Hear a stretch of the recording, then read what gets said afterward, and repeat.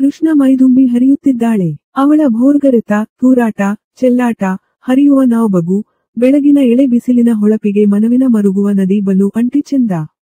ಸುಳಿಗಳಲ್ಲಿ ಸುತ್ತುವ ನೀತ ಕೆವರ್, ಹೊಲಬಣ್ಣದ ಕಿರಣಗಳು ನದಿಯ ಮೇಲೆ ಬಿದ್ದಿವೆ.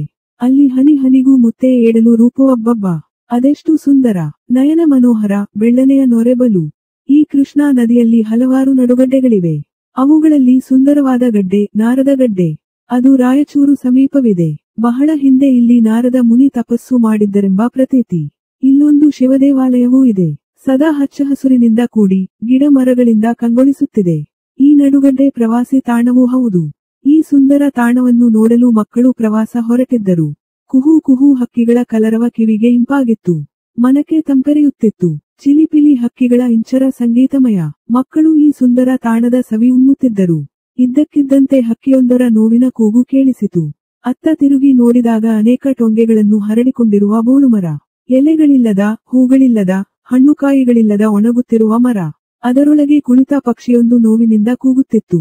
ಮಕ್ಕಳು ಕುತೂಹಲದಿಂದ ಆ ಮರದ ಬಳಿ ತೆರಳಿದರು. ಏ ಸುಂದರ ಪಕ್ಷಿಯೇ, ಎಲ್ಲರೂ ಸಂತೋಷದಿಂದ ಇದ್ದಾರೆ. ನೀನೇಕೆ ನೋವಿನಿಂದ ಕೂಗುತ್ತಿದ್ದೀಯಾ? ಏನದು ನಿನ್ನ ಅಳಲು? ಎಂದು ಗಣೇಶ ಪಕ್ಷಿಯನ್ನು ಪ್ರಶ್ನಿಸಿದನು. ಅಣ್ಣ, ನೋಡಿಲ್ಲಿ ನನ್ನ ಮರವನ್ನು ಎಲೆಗಳೆಲ್ಲ ಉದುರಿ ಹೋಗಿವೆ. ಟೊಂಗೆಗಳು ಬೋಳಾಗಿವೆ.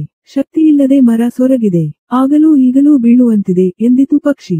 ಹೌದೌದು, ಅದರಿಂದ ನಿನಗೇನು ತೊಂದರೆ? ಜೂಲಿ ಪಕ್ಷಿಯನ್ನು ಪ್ರಶ್ನಿಸಿದಳು. ಹಿಂದೆ ಈ ಮರವನ್ನು ನೀನು ನೋಡಿದ್ದೆಯಾ?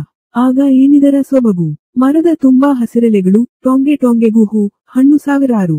ತಂಪಾದ ನೆರಳು ಮನೆ ಮಾಡಿತ್ತು. ನೂರಾರು ಪಕ್ಷಿಗಳಿಗೆ ಆಶ್ರಯ ತಾಣವಾಗಿತ್ತು. ಅದೇನು ಕಾರಣವೋ ತಿಳಿಯದು. ಎಲೆಗಳೆಲ್ಲ ಒಮ್ಮಿಂದೊಮ್ಮೆಲೆ ಉದುರಲು ಆರಂಭಿಸಿದವು. ಮತ್ತೆ ಚಿಗುರೊಡೆಯಲಿಲ್ಲ. ಮರ ಬಣ್ಣಗೆಟ್ಟಿತು, ಸೊರಗಿತು. ಈಗ ಒಣಗುತ್ತಿದೆ ಎಂದಿತು ಪಕ್ಷಿ. ನಿನಗೆ ಈ ಮರದ ಮೇಲೆ ಅಷ್ಟೊಂದು ಪ್ರೀತಿಯೇ? ಏಕೆ ಎಂದು ಲತಾ ಪ್ರಶ್ನಿಸಿದಳು. ನನ್ನ ಅಜ್ಜ ಅಜ್ಜಿ, ಅಪ್ಪ ಅಮ್ಮ, ಅಣ್ಣ ತಮ್ಮ, ಅಕ್ಕ ತಂಗಿ ಎಲ್ಲರೂ ಇಲ್ಲಿಯೇ ಹುಟ್ಟಿ ಬೆಳೆದರು. ಈ ಮರ ಈಗ ಸಾಯಲು ಸಿದ್ಧವಾದಂತಿದೆ.